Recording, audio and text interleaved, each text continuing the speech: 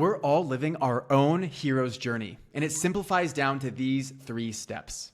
I'm Brian Ford, and welcome to Self-Improvement Daily. A model many people use to describe the way life works is the hero's journey. Popularized by Joseph Campbell, there are various stages all of us go through as part of our own personal evolution. The hero's journey begins when you respond to your call to adventure, where you step up to the challenge in front of you rather than stay back in comfort and complacency. There are guides that help you navigate the path ahead, dragons to slay, a foe to defeat, and a return to normalcy, but with a fresh perspective. Without getting into too much detail, the engine behind the hero's journey can be simplified into 3 parts: character, desire, and conflict. In other words, somebody wants something, but then something happens, or there's something getting in the way. It's a classic story arc. Little Red Riding Hood wants to get to Grandma's house, but there's a wolf in the way. Frodo wants to protect the ring, but evil is trying to steal it from him. Even Napoleon Dynamite wants to make friends,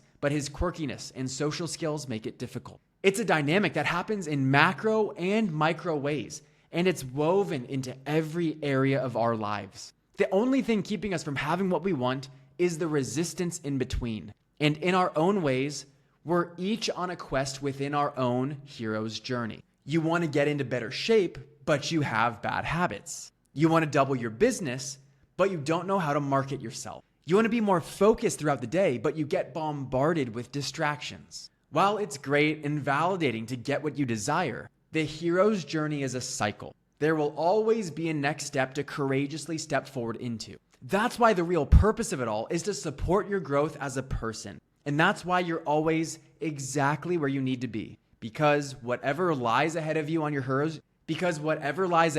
on your hero's journey is exactly what you're meant to experience as part of your personal evolution. So rather than feeling like you're falling behind or being disappointed in yourself, trust that there's something bigger happening for you. The only way you stay stuck is if you choose to stay complacent and refuse to fight the battle in front of you. And an interesting question I heard Sahil Bloom ask that I want to propose to you that illuminates your next battle is, if you're the main character in a movie, what would the audience watching it be screaming at you to do next? I'm Brian Ford, and you grew today. Let's do it again tomorrow on Self-Improvement Daily.